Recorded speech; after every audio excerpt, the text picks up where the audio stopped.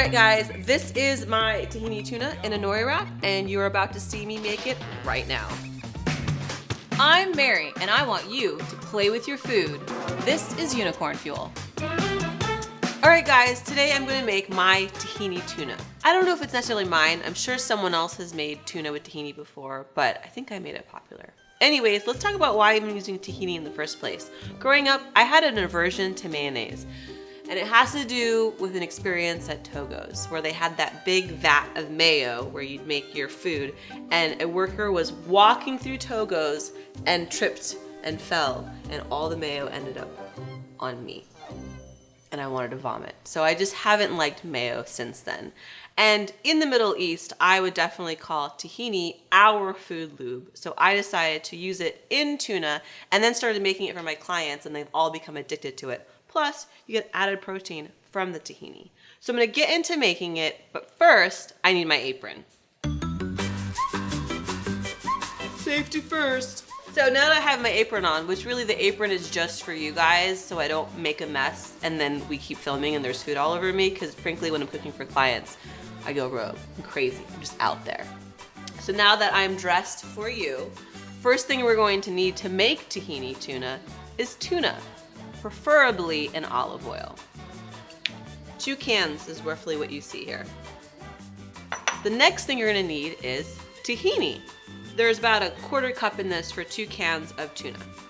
And then after that, we're gonna add the spices, which are salt, cumin, and then last I'm gonna add some black pepper. And then I'm gonna start mixing this bowl up together. So as I mix this together, I want to talk about why I wanted you guys to use tuna with olive oil. And really, it's just about making sure the tuna tastes better. It's more moist when it's packed in olive oil because it's soaking up all that good fat versus just chilling in water. So that definitely is more of a taste preference on my end. So I'm going to mix this until it starts to break down the tuna into the tahini and the spices. And then I'm gonna go ahead and add more olive oil, roughly a tablespoon if I'm eyeballing it, and some lemon, about a whole lemon to a lemon and a half. For the acidity, you definitely want to balance the flavors that are going on in this quick little bowl. Really wish I had a British accent. This would make this so much more entertaining. So now that it's nice and mixed together, it looks like what you guys would recognize as tuna salad. And I like to top this off by adding some fresh dill.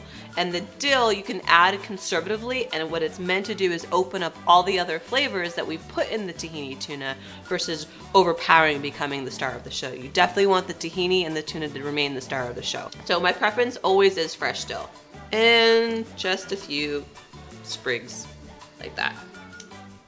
And then keep mixing, and then taste. It's kind of perfect. We're not gonna add anything else to this.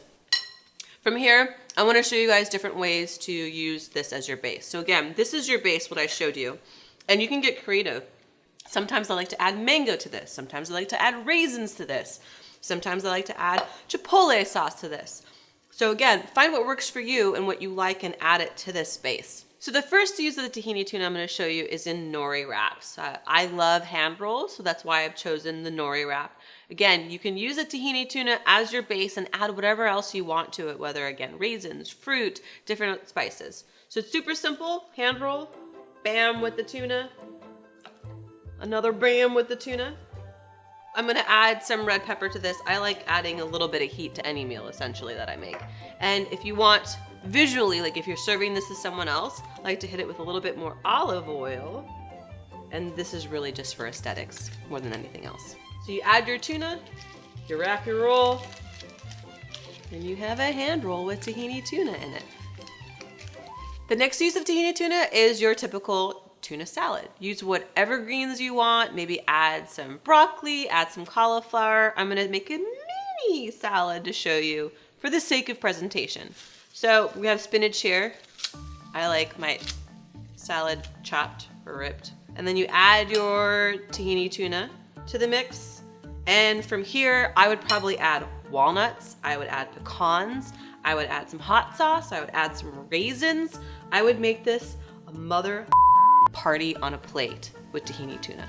So go wild with your salad. And the final use of tahini tuna that I'm going to show you is stuffing it in red peppers. I love this because you can make it in advance. It's kid friendly. It's portable and easy if you put it in a bag.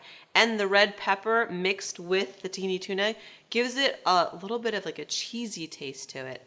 The combination's awesome. You'll have to trust me. I'm a chef. Cut your peppers, stuff with tahini tuna. Add a little olive oil. Again, this is just for looks. Everything you have to see your food before you eat it, you know? And now you have 3 versions to enjoy.